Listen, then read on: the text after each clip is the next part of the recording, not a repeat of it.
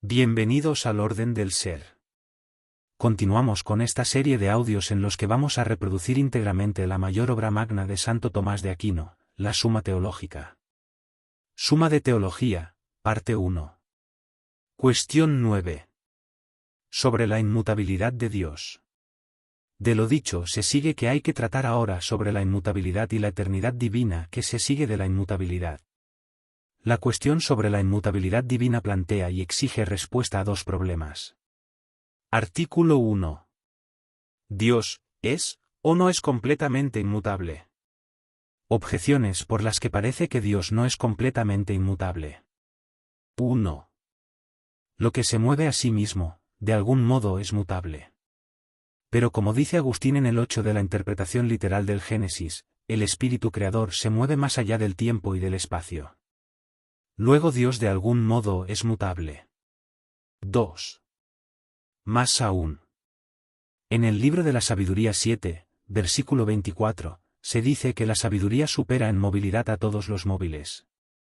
Pero Dios es la misma sabiduría. Luego Dios es móvil. 3. Todavía más. Acercarse y alejarse significan movimiento.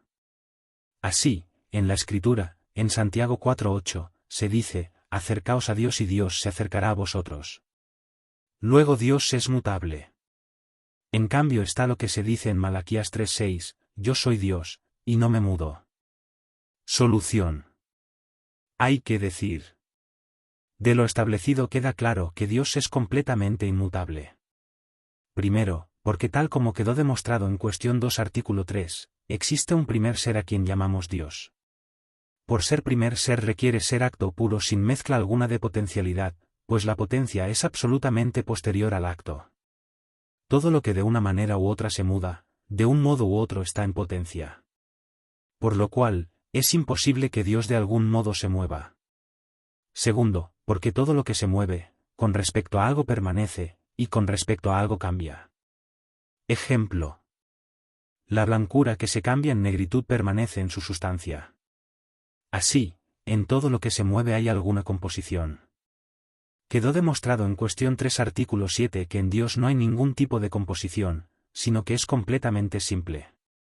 Por todo lo cual, queda claro que Dios no puede mudarse. Tercero, porque todo lo que se mueve, por su movimiento adquiere algo que antes no tenía. Dios, por ser infinito, comprende en sí mismo toda la plenitud de perfección de todo el ser, no pudiendo adquirir nada ni ampliarse en algo que antes no tuviera. De ahí que de ningún modo puede atribuírsele movimiento. Fue por esto, y como empujados por esta verdad, por lo que algunos antiguos determinaron que el primer principio era inmóvil. Respuesta a las objeciones. A la primera hay que decir. En aquel texto Agustín usa los términos de Platón, llamando movimiento a toda operación, y por eso decía que el primer motor se mueve a sí mismo. En este sentido se dice que son auténticos movimientos los actos de entender, querer y amar. Como quiera que Dios se entiende y se ama a sí mismo, dedujeron, en sentido platónico, que se mueve a sí mismo, pero no en el sentido que el movimiento y el cambio sean actos de lo que está en potencia, que es el sentido que le estamos dando ahora a la mutación y al movimiento. A la segunda hay que decir. Se dice que la sabiduría es móvil en sentido metafórico, por cuanto difunde su semejanza hasta las últimas cosas, ya que nada podría existir si no procediera de la sabiduría divina, por cierta semejanza, como del principio eficiente y formal, tal como procede la obra artesana de la ciencia del artesano. Como quiera que la semejanza de la sabiduría divina desciende gradualmente desde los seres supremos, que son los que más participan de la semejanza, hasta los más ínfimos, que son los que menos participan, se dice que hay un cierto movimiento y progresión de la sabiduría divina en las cosas. También decimos que el sol baja hasta la tierra porque sus rayos llegan hasta la tierra. En este sentido dice Dionisio en el capítulo 1 de la jerarquía del cielo, todo proceso de la sabiduría divina llega hasta nosotros movido por el Padre de las luces. A la tercera hay que decir. En la Escritura se dicen cosas de Dios en sentido metafórico. Así como se dice que el sol entra y sale en la casa cuando sus rayos llegan hasta la casa, así también se dice que Dios se acerca o se aleja de nosotros cuando recibimos el influjo de su bondad, o cuando lo echamos en falta. Artículo 2. ¿Es o no es propio de Dios ser inmutable? Objeciones por las que parece que no es propio de Dios ser inmutable. 1. Dice el filósofo en el segundo de la metafísica que la materia está en todo lo que se mueve. Pero hay algunas sustancias creadas, como los ángeles y las almas, que, según algunos, no tienen materia. Luego no es propio de Dios ser inmutable. 2. Más aún. Todo lo que se mueve por algún fin. Lo que ya ha conseguido el último fin no se mueve. Pero algunas criaturas, como todos los bienaventurados, ya llegaron al último fin. Luego algunas criaturas son inmóviles. 3. Todavía más. Todo lo que es mutable, es variable. Pero las formas son invariables, pues, tal como se dice en el libro Sex Principiorum, la forma consiste en una esencia simple e invariable. Luego no solo es propio de Dios ser inmutable. En cambio está lo que dice Agustín en el libro de Natura Boni, solo Dios es inmutable, pero lo que él hace, porque procede de la nada, es mutable. Solución. Hay que decir. Solo Dios es completamente inmutable. Toda criatura de algún modo es mutable. Pues hay que saber que mutable se puede decir de algo de dos formas. Una, por la potencia que alberga en sí mismo, otra, por la potencia que hay en otro. Pues antes de que existieran todas las criaturas, no era posible que existieran por una potencia creada, pues nada creado es eterno, sino solo por la potencia divina en cuanto que Dios podría constituirlas en ser. De la misma forma que de Dios depende que las cosas tengan ser, de la misma forma depende de la voluntad de Dios que lo conserven, pues conservar el ser no es más que estar recibiendo siempre el ser, ya que si Dios retirase su influjo todo quedaría reducido a nada, como consta en Agustín, capítulo 4 de la interpretación literal del Génesis. Así pues, de la misma forma que en la potencia del Creador estaba que las cosas existieran antes de que existieran, de la misma forma en la potencia del Creador está el que, después de existir, no existan. Por tanto, en virtud de la potencia que hay en otro, Dios, son mutables, pues Él las sacó de la nada y puede volverlas a la nada. Si se dice de algo que es mutable por la potencia existente en sí mismo, así también de algún modo toda criatura es mutable.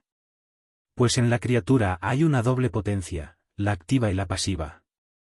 Llamo potencia pasiva aquella por la cual algo puede alcanzar su perfección, bien sea la del ser, bien sea la del fin. Si consideramos la mutabilidad de algo por su potencia para ser, no todas las criaturas son mutables, sino solo aquellas en las que se da algo que también puede darse en su no ser. Por eso, los cuerpos inferiores son mutables, en su mismo ser sustancial, pues su materia es compatible con la privación de su forma sustancial y con su ser accidental, siempre que la existencia del sujeto tolere la privación de la accidentalidad. Ejemplo. El sujeto hombre es compatible con no blanco, y así puede cambiar de blanco a no blanco.